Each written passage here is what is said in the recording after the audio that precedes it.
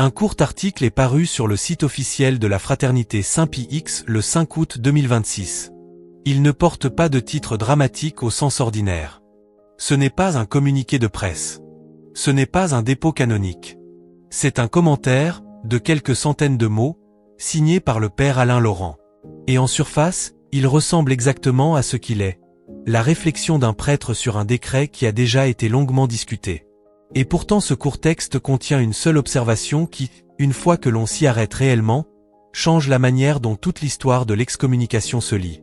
À la fin de cette vidéo, vous comprendrez exactement ce qu'est cette observation, et je vous laisserai avec 3 choses précises à surveiller dans les semaines à venir pour voir si elle tient. Le titre du père Laurent énonce clairement sa thèse. Le cardinal Fernandez tient la plume au nom des papes François et Léon XIV. Non pas, le cardinal Fernandez a agi seul. Non pas, le cardinal Fernandez a outrepassé son autorité. Il tient la plume au nom des papes qu'il sert. Ce cadrage précis constitue l'argument entier de l'article, et il mérite d'être examiné avec soin plutôt que d'être soit rejeté, soit accepté au pied de la lettre. Les faits qui ancrent l'article ne sont pas contestés. C'est le cardinal Victor Manuel Fernandez, préfet du Dicaster pour la doctrine de la foi, qui a signé le décret du 2 juillet 2026 déclarant l'excommunication des évêques consacrants et consacrés de la Fraternité Saint-Pie X, et avertissant que la même peine pourrait s'étendre aux prêtres et aux fidèles trouvés formellement adhérents au schisme. Cela est documenté et confirmé. Ce que le père Laurent ajoute, c'est un détail biographique précis que la plupart des couvertures du décret ont entièrement laissé de côté. C'est le même Fernandez qui, des années plus tôt, a servi comme principal rédacteur de texte pour le pape François, et qui est largement crédité comme l'un des auteurs clés derrière Amoris Laetitia en 2016, le document dont la note de bas de page 351 a ouvert la porte, dans l'interprétation confirmée par le pape François lui-même aux évêques argentins, à la Sainte Communion pour certains catholiques civilement remariés sans annulation tandis que leur mariage sacramentel antérieur demeure valide. Fernandez a ensuite été, sous le même pontificat, étroitement associé à Fiducia Supplicans en 2023, qui a autorisé des bénédictions non liturgiques pour les couples de même sexe. Le père Laurent rappelle aussi, et c'est une question de dossier public plutôt qu'une allégation, qu'avant de recevoir le chapeau de cardinal sous le pape François, Fernandez a publié 2 livres antérieurs, l'un intitulé Guéris-moi avec ta bouche, l'art du baiser et un autre concernant la passion mystique, la spiritualité et la sensualité. Ces titres sont réels, ils sont publiquement documentés, et Fernandez n'a à ce jour émis aucune rétractation formelle de ceux-ci. Le propre jugement du père Laurent sur ces ouvrages précis qu'il représente un fondement étrange à partir duquel signer maintenant un décret invoquant une rigueur doctrinale et morale stricte contre d'autres, et son évaluation personnelle, offerte de manière pointue et sans beaucoup d'adoucissement diplomatique. C'est un jugement éditorial sérieux, non un fait neutre, et il est juste de noter que de nombreux catholiques, y compris certains sympathisants de Fernandez, pousseraient fort en arrière sur la manière dont ces ouvrages plus anciens sont caractérisés ici, ou sur le point de savoir s'ils ont un quelconque rapport réel avec la validité canonique d'un décret de 2026. C'est ici que la véritable question de l'article entre en focus, et c'est la question qui vaut d'être examinée indépendamment de ce que l'on ressent personnellement à l'égard de Fernandez. Si le même dicaster, sous la même direction pontificale, a produit l'ouverture des Amoris Laetitia vers la communion pour les divorcés et civilement remariés, et la disposition de Fiducia Supplicans pour bénir les couples de même sexe, et maintenant a aussi produit le décret du 2 juillet appliquant la peine canonique la plus sévère de l'Église à des évêques qui ont consacré des successeurs sans mandat papal afin de préserver l'accès à la liturgie traditionnelle, quel est le principe? Directeur réel appliqué de manière cohérente à travers les 3 documents? La réponse du père Laurent, offerte comme sa propre interprétation plutôt que comme une conclusion officielle, est que le principe opératoire n'est pas une doctrine établie appliquée de manière égale, mais une loyauté institutionnelle à la direction actuelle de la gouvernance de l'Église appliquée de manière sélective, ce que lui et d'autres dans cet espace ont pris l'habitude d'appeler le magistère liquide de l'Église synodale, une expression destinée à suggérer un cadre de gouvernance suffisamment flexible pour autoriser des changements pastoraux significatifs dans un domaine tout en traitant la fidélité à une forme liturgique utilisée pendant plus d'un millénaire comme la seule chose qui ne peut être tolérée. C'est une affirmation sérieuse et contestable, et elle mérite d'être traitée exactement comme telle. Un argument avancé par un prêtre d'une communauté actuellement sous peine canonique, non comme une conclusion neutre que cette chaîne vérifie indépendamment. Il vaut la peine de dire clairement que le cardinal Fernandez et ses défenseurs rejetteraient entièrement cette caractérisation et argumenteraient que *Amoris Laetitia * fiducia supplicant * et le décret sur la FSSPX reposent sur des fondements théologiques et canoniques entièrement distincts qui ne peuvent pas être réduits équitablement à un seul schéma unificateur. Le père Laurent clôt son texte en inversant le sens du mot excommunication lui-même. Être condamné aujourd'hui, écrit-il, par les mêmes autorités qui ont autorisé ce que l'Église a historiquement considéré comme irrégulier dans d'autres domaines, n'est pas nécessairement une preuve de culpabilité. Cela peut plutôt fonctionner, dans sa lecture, comme une sorte de confirmation négative d'orthodoxie. Être rejeté par la même main qui a étendu la tolérance ailleurs. C'est un mouvement rhétorique qui vaut d'être nommé clairement pour ce qu'il est, non un argument canonique, mais un recadrage théologique destiné à donner un sens et une consolation à une communauté qui vient d'être placée sous la peine la plus sévère de l'Église. Que ce recadrage soit juste, intéressé, ou quelque part entre les deux, est quelque chose sur quoi des catholiques raisonnables, y compris ceux qui sympathisent avec la tradition, peuvent et divergent effectivement. Où cela laisse-t-il réellement les choses? Non avec un verdict, mais avec 3 choses précises à surveiller. Premièrement, si le cardinal Fernandez ou le dicaster pour la doctrine de la foi répond directement à cet argument précis. L'affirmation selon laquelle la même autorité derrière *Amoris Laetitia et * fiducia supplicant * est maintenant la même autorité appliquant la sévérité maximale à la tradition liturgique. Une réponse substantielle engagerait la question réelle de cohérence. Le silence laisserait l'argument se tenir sans réponse dans les médias catholiques, indépendamment de ses mérites. Deuxièmement, si d'autres canonistes ou théologiens, y compris ceux qui n'ont aucune sympathie pour la propre position canonique de la FSSPX, reprennent la version plus étroite et plus répondable de cette question. Existe-t-il une norme cohérente, publiquement articulable, appliquée à travers les décisions doctrinales et disciplinaires récentes de ce dicaster, ou le schéma n'a-t-il de sens que cas par cas? C'est une question théologique légitime indépendante de ce que tout prêtre de la FSSPX en dit. Troisièmement, si les détails biographiques que le père Laurent soulève concernant les écrits antérieurs de Fernandez deviennent partie de la conversation publique plus large sur son aptitude à la charge qu'il détient, ou s'il reste confiné principalement aux médias traditionalistes. Cela dira quelque chose sur la mesure dans laquelle la presse catholique plus large est disposée à engager un matériel qui est inconfortable indépendamment de sa source. Rien de tout cela ne tranche si le père Laurent a raison. Cela vous dit seulement ce qu'il faut surveiller pour le découvrir. Qu'en pensez-vous? Laissez un commentaire ci-dessous. Amen. Que Dieu vous bénisse. Avant d'aller plus loin, il vaut la peine de revenir à quelque chose soulevé dans la partie 1 et de l'énoncer plus clairement.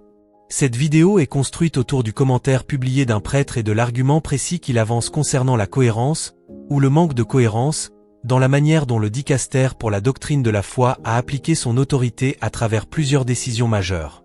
Cet argument mérite d'être présenté clairement et pris au sérieux. Il ne mérite pas d'être habillé comme un fait établi, et il n'exige pas d'exagération pour valoir d'être discuté. La partie 2 reste donc proche de cette même norme. Le contexte plus large que le père Laurent place autour de son argument central concerne ce qui a réellement conduit la fraternité Saint-Pie-X à consacrer 4 évêques sans mandat papal le 1er juillet en premier lieu.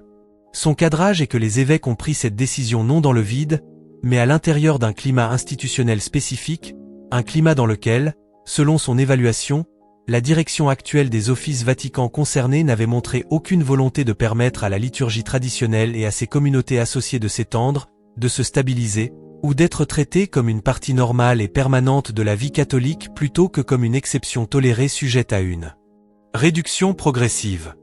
Que cette lecture du climat institutionnel soit exacte et elle-même contestée. Le cardinal Roche et d'autres argumenteraient que les restrictions reflètent une préoccupation véritable et défendable pour l'unité liturgique plutôt qu'une hostilité envers la tradition en tant que telle.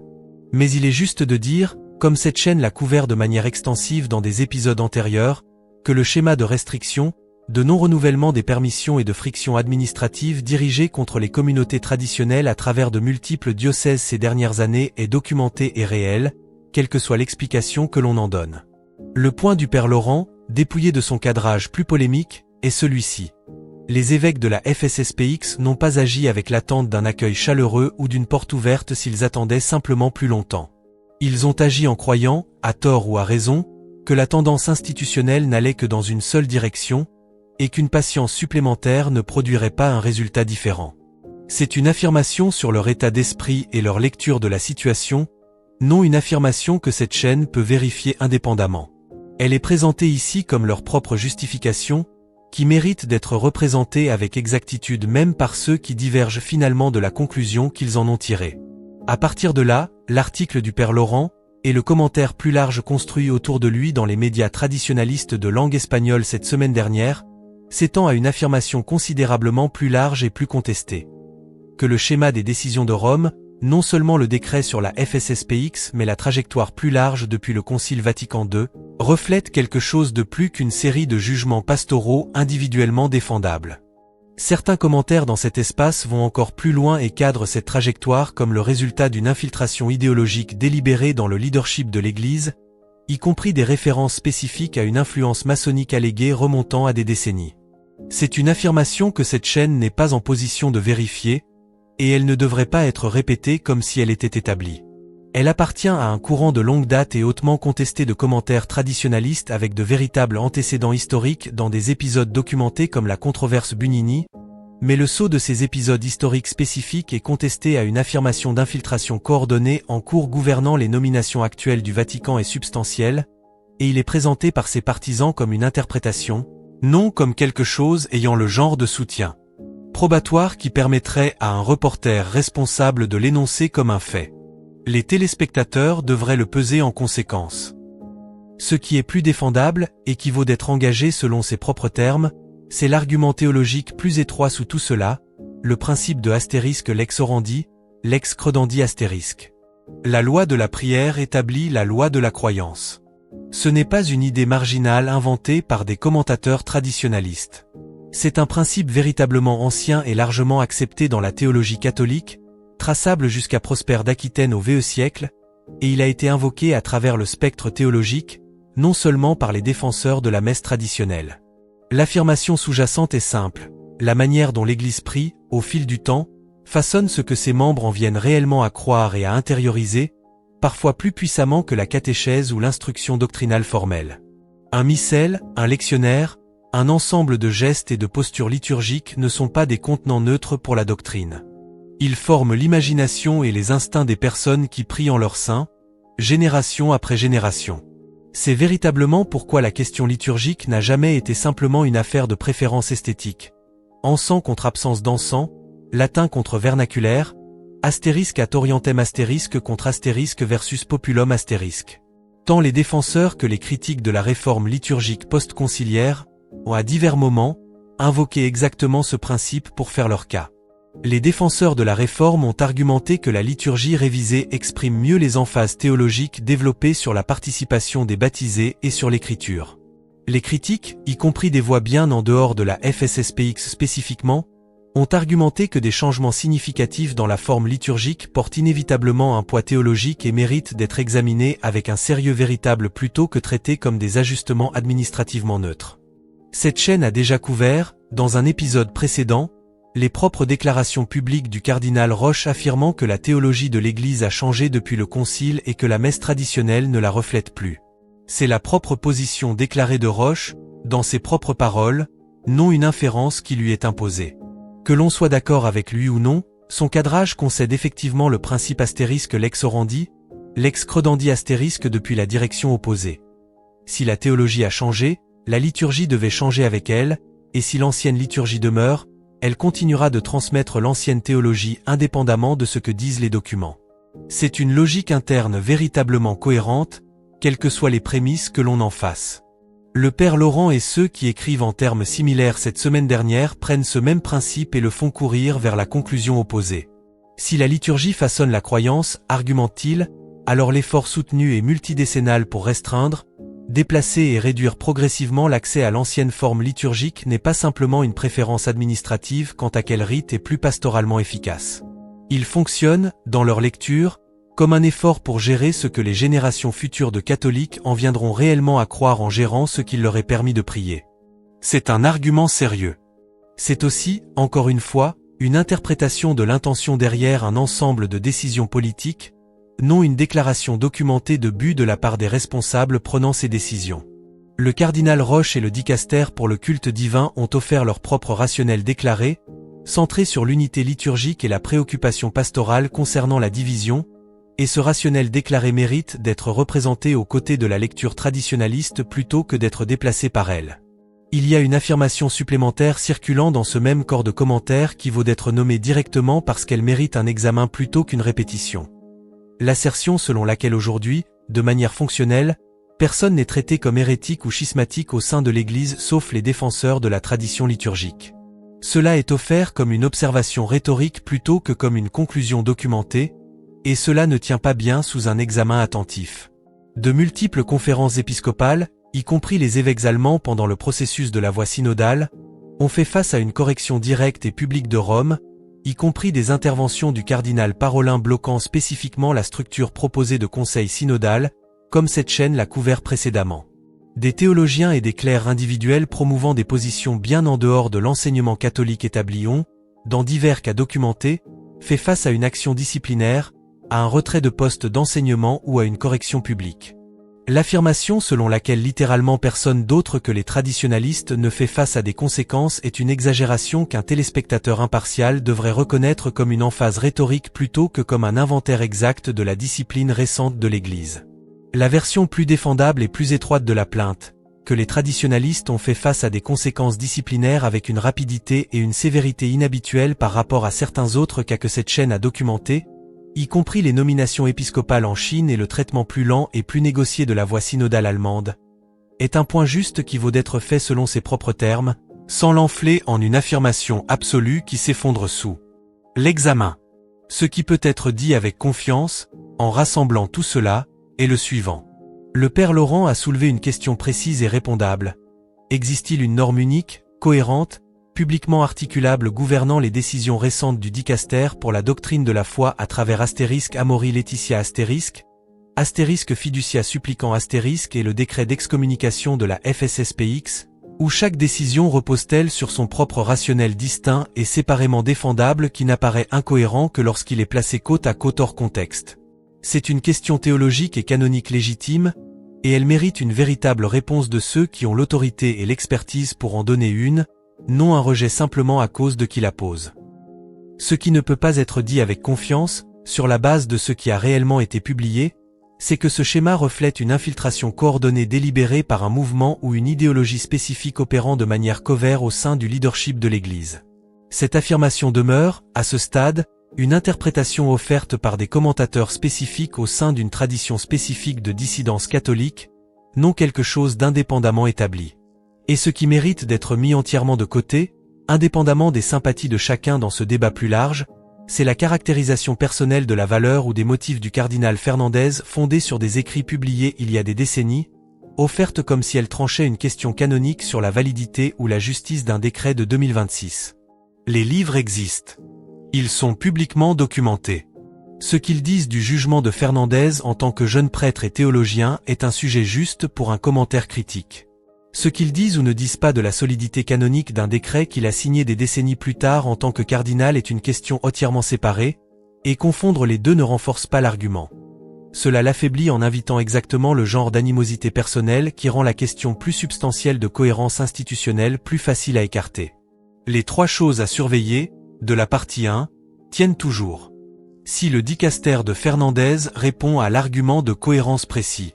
Si des canonistes et théologiens indépendants, y compris certains sans aucun enjeu dans la propre position canonique de la FSSPX, reprennent la version plus étroite de cette même question. Et si les affirmations biographiques du Père Laurent sur Fernandez deviennent partie d'une conversation médiatique catholique plus large ou restent confinées aux organes déjà sympathiques à ses conclusions. Ces trois signaux, suivis au cours des semaines à venir, vous diront considérablement plus sur l'endroit où cela se trouve réellement que n'importe quel article unique, y compris celui-ci, ne peut vous dire aujourd'hui. Qu'en pensez-vous? Laissez un commentaire ci-dessous. Amen. Que Dieu vous bénisse.